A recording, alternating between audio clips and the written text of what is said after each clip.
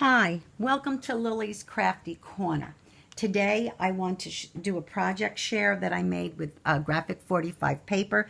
This is the Parisian Cafe, and I will tell you that this was a steal. I happened to pick it up at Hobby Lobby. Now, excuse me. I picked it up at Tuesday morning for $4.99, and I will say it was probably well over a year ago. It was one of the first papers of Graphic 45 that I purchased. And I just absolutely love it. It's my favorite all-around paper. I love the fact that it's double-sided, and it's just awesome. Now, I made a tag with a little holder for it, and I just absolutely love it. The tag says there, happiness is a cup of coffee and a good book. And I do agree, except for me, it's probably more a glass of wine and a good book. But that being said, I really thought it came out cute. Just to go through, I cut out the tag twice so that I would have it front and back. And even though it is double-sided, on the little tag, you can see where on the other side it's this little checkered is the other side of the paper. But what I did was for both of them, I used a very thin chipboard that actually came in the mail. You know, you get these things and, you know, advertisements, and it was just perfect. And actually they covered very well. I actually made them a tad smaller than the chipboard that than the paper, and it worked out. I, drew around it, cut it, and because it was thin and I cut it a tad smaller, when I put them together, we have nice coverage. Nothing hangs out. Then when I put them together, I put lace on the back of this, and it was actually from a swap. It was a goodie that was, an extra that was put in. I like to use the liquid pearls, and I used this pretty blue to do the outlining here. And I used the pink for the flower. And I used, the yellow I will use when I show you the tag holder. And then I used stickles to make these three little dots. It was super easy. The ribbon came from A.C. Moore probably 10 years ago, and I still have scads of it, and I use it. And I didn't, and it used to be back in the day, a lot of times I would end up buying it again, and so I had plenty. The little charm came from I forget. It was one of the, may have been A.C. Moore, Hobby Lobby, but it was in a bunch of them, but they were small, and they were on clearance, and I got quite a few of them. On the back, I put a little, I cut down one of the little cutouts and fussy cutted it, and put it on, and used the pink for the icing. So it really comes out quite cute. Now, I also did a holder for it, and the holder was actually one of the cut-aparts, and that's about 3.5, I think. Yeah, about 3.5 by 5.5, and it was one of the cutouts, so I kind of cut around that. I did the same thing with the chipboard and cut out another piece of paper. The petit fours were not on the back of this, so I put used the two of them.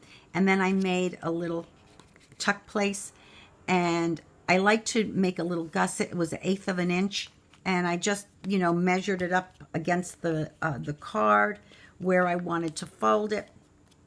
And then I just took the scoreboard and just went down and did that. Then I was also gifted some lovely pearls, and I used these. It was from a swap, and it was just enough to do that. And again, I used the liquid pearls, and I love the way this actually was kind of didn't do it purposely, but it worked. I love the way the tag lines up with what I did on the side of the paper. So it just really came out cute. I'm absolutely very happy with it, and this will be a nice gift for someone. On the back, I put a to and from. I used the cutouts. They weren't quite big enough to put to and from on one, so I just put on two, and I thought it was kind of cute. I used one of the gel pens that I have from AC Moore. This came in a kit. I think maybe it was $10 for 20 of them, and I thought it was awesome. And let me see, I think that's that. Oh, the flowers that I used, these came from Amazon, and it says Thai decorated.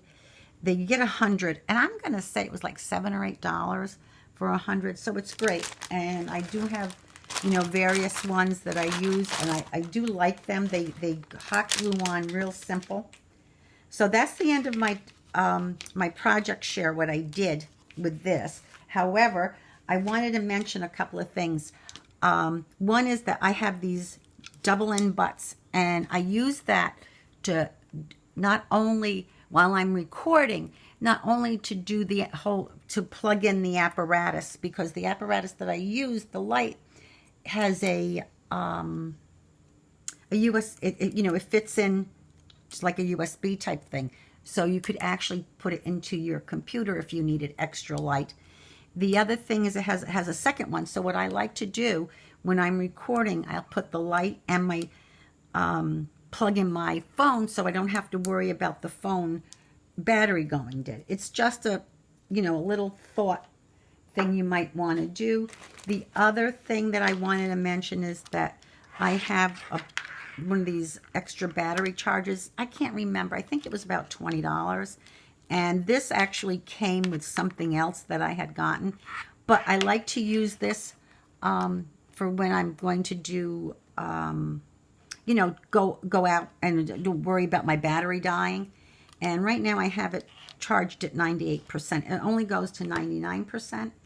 And what I was thinking about was, and I see a lot of the ladies will be doing their walkthroughs, like, you know, through the different craft stores, and they want to record, and they end up, they have to cut it short, or the, you know, because their phone is dying. Even when, and I think, you know, why I would use one of these. If I was going to do that, I would use one of these, have one of these on hand, so that when, you know, I'm out doing that kind of thing, I don't have to worry about my battery dying. So that was just a couple of little tips I wanted to share. There was another tip that I wanted to share, and I didn't bring my glue gun over, but I was watching those hacks on TV, and they did this thing with the glue gun where when she went to put in the other, you know, it was time to put in another glue stick. And what she did was she put a little bit of the hot glue on one of the ends of the glue stick, and then put it into the hot, you know, into the glue gun, into the area where you would put in your glue stick. And I thought, why didn't I think of that? Because, you know, when you go to do it and it doesn't always grab it right, so you're trying to glue when you put in the new stick, and you've got to keep kind of going back and pushing it. Well, if you just take and put a little bit of hot glue on the end, there you go. You don't have to worry about that. Because a lot of times I'll put it up against my chin or my chest to do it well, because I have, you know, the item that I'm trying to glue in one hand and the glue gun in the other.